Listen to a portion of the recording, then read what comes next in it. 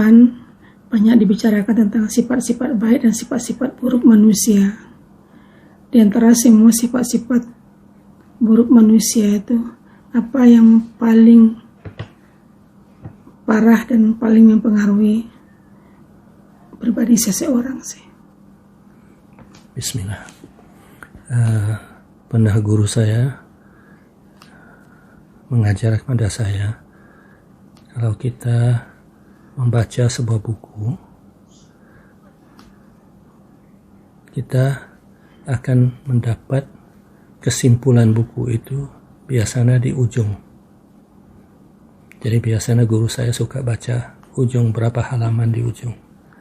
Jadi kalau dalam Quran, Allah menggambarkan masalah manusia itu dalam 2 surah yang terakhir, yaitu surah Mu'awwidzatain, yaitu 2 surah yang terakhir, surah Qul a'udzu birabbil falaq dan Qul a'udzu birabbin nas.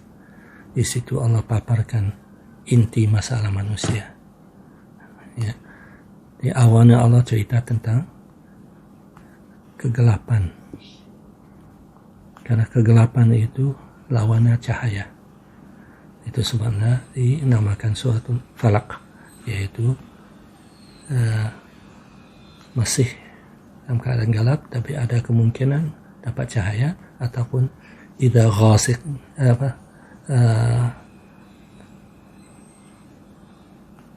idza waqab, itu ya, min syarri ghasiqin idza waqab, yaitu ketika gelap gulita menutupi. Dan inilah inti masalah manusia, dan Allah sifatkan kegelapan itu dari berapa perkara, yaitu Allah simpulkan dalam surah Falaq itu dengan min syarri hasidin idza hasad, yaitu dari orang yang hasad, yang punya sifat dengki terhadap yang lain. Ketika dia mulai hasad, kalau dia tidak mengikuti sifat itu, masih tidak ada masalah. Ketika dia hasad, itu yang menjadi masalah. Dan itulah mulai kegelapan. Ya. Kegelapan itu menutupi semua cahaya. Dan hasad dengki ini sebenarnya muncul dari satu sifat yang tidak baik, yaitu kegelapan yang sangat gelap, yaitu sombong. Dan itu akan menghapus semua kebaikan.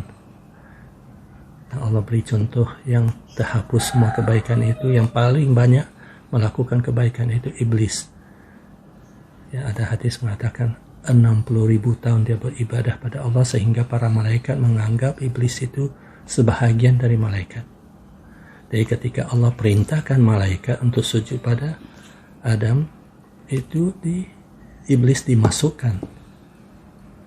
Tapi ketika itulah munculnya sombong, karena dia hanya memperhatikan sifat lahiriah, penciptaan lahiriahnya, yaitu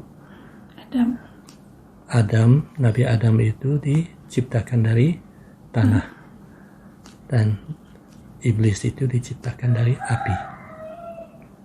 Dan dari segi ciptaan itu, tanah itu adalah paling bawah, paling rendah. Kemudian air, kemudian angin, kemudian baru api. Paling tinggi. Paling tinggi. Jadi ketika dia merasa dirinya tinggi, di saat itulah Allah rendahkan yang serendah-rendahnya. Karena dia sudah membandingkan. Jadi orang yang pertama atau makhluk yang pertama membandingkan diri dengan yang lain, itu iblis. Biasanya disitulah munculnya sifat sombong, dan dari sifat sombong itulah munculnya hasad dengki. Karena hasad itu adalah suatu sifat yang kita tidak ingin kelebihan itu pada yang lain, dan kita ingin hilangkan dari yang lain, dan untuk kita supaya kita miliki ya kelebihan itu. Ya, itu hasad dengki itu sangat tidak baik, sehingga Nabi mengatakan itu merusak segala sesuatu. Sifat hasad itu seperti kayu api, ya, kayu bakaran yang membakar segala kebaikan. Ya. Jadi rusak semua. 60.000 tahun ibadah itu menjadi sia-sia karena hasad dan kina, karena sombongnya yang muncul dari sifat sombong itu. Jadi ini satu sisi. Sisi lain, saking karena mulai sifat itu, syaitan masuk, yaitu suratun Nas. Suratun Nas itu adalah bisikan. Ya. Jadi muncullah segala bisikan yang tidak baik karena ada sifat sombong itu, karena ada sifat hasad dan ki itu. Jadi segala pintu keburukan terbuka.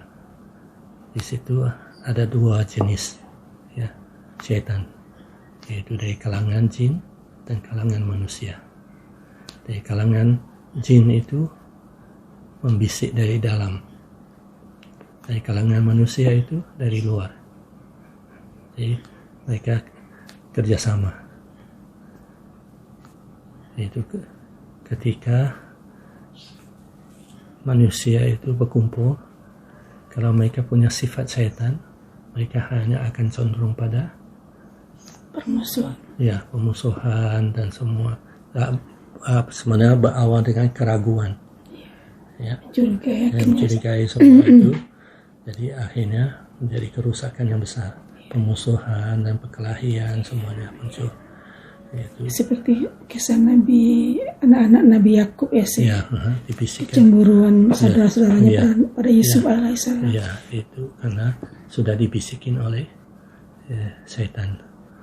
Dan nafsu mereka terlibat juga.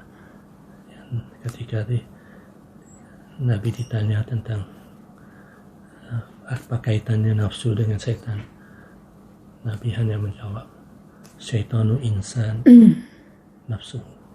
Syaitan dan manusia itu adalah nafsunya sendiri.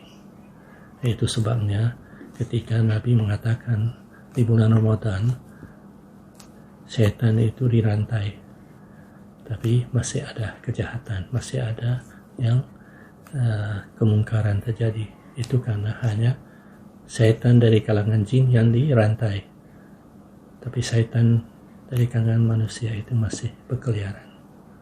Itu sebabnya. Itu artinya berarti dari dirinya sendiri berarti. Dari ya, dirinya sendiri. Ya. Ya berarti nafsunya saja, bukan syaitan lagi gitu ya. Ya, bukan syaitan lagi. Dari syaitan dalam bentuk manusia. Karena mereka melaksanakan tugas yang sama, yaitu menyesatkan manusia. Itu maksudnya pengaruh dari orang lain atau nafsu orang itu sendiri sih? Dua-duanya. Oh iya. Ya, karena dua-duanya nafsu. Dirinya ada nafsu, orang lain ada nafsu. Jadi itu sebenarnya Allah menyamakan mereka dengan wa idza khalau ila syayatinihim. Ketika mereka kembali pada syaitan-syaitan mereka. Jadi mereka itu syaitan, dan orang-orang yang kecimpung dengan masalah yang sama itu syaitan-syaitan mereka juga.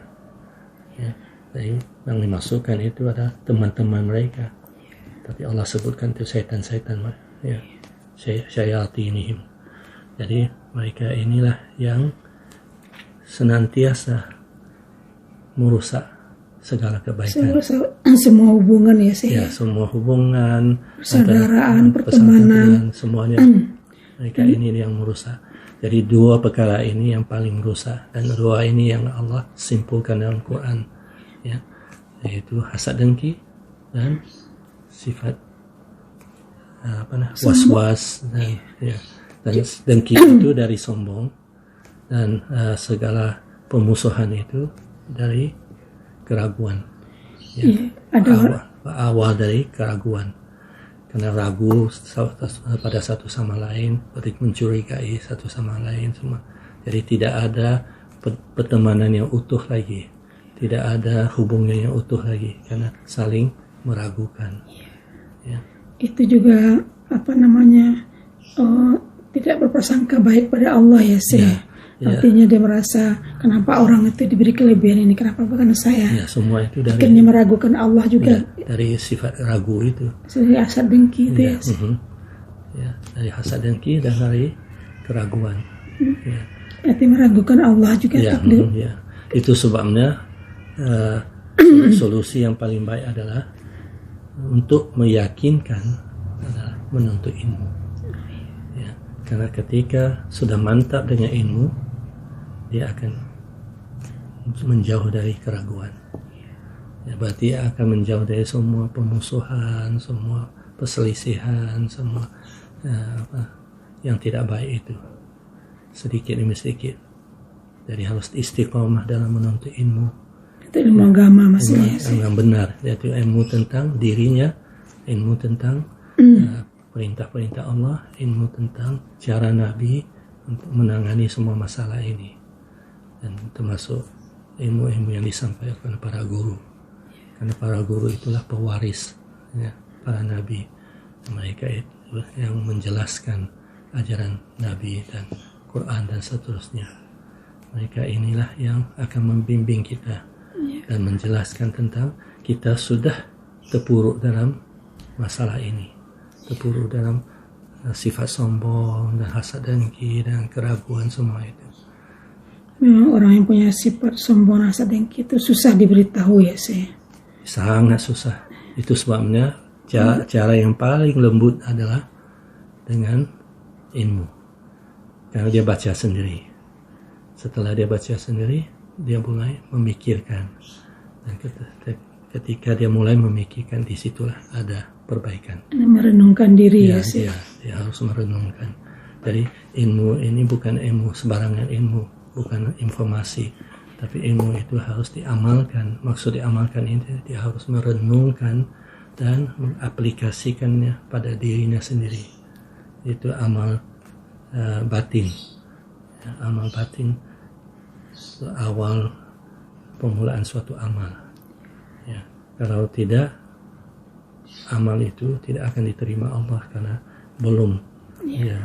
Penuh dengan iri hati, dengki, ria, sombong. Walaupun dia tampak seperti beramal, seperti sholat, puasa, tapi sebenarnya dia belum beramal. Yang beramal itu adalah kondisi hatinya, ya, sesuai dengan ilmu yang sudah dia pelajari. Itu baru amal. Ya. Yang lain itu hanya gerakan tubuh saja, ya, bukan amal. Itu sebenarnya dalam syair saya mengatakan ruku dan sajadah hanyalah Allah. Ya. Ingatlah Allah, dia kau sembah. Ya, itu yang sebenarnya. Ya. Kalau tidak hanya gerakan saja dan bacaan saja. Dan ini yang dimasukkan oleh Nabi. Banyak orang sholat tidak dapat apa-apa kecuali kelelahan saja. Banyak orang yang puasa tidak dapat apa-apa kecuali haus dan tak lapar. Ya. Karena mereka tidak dapat intinya. Jadi kalau sudah paham intinya, baru diterima sholatnya, baru diterima puasanya dan segala ibadah-ibadah lain. Ya. Bismillah.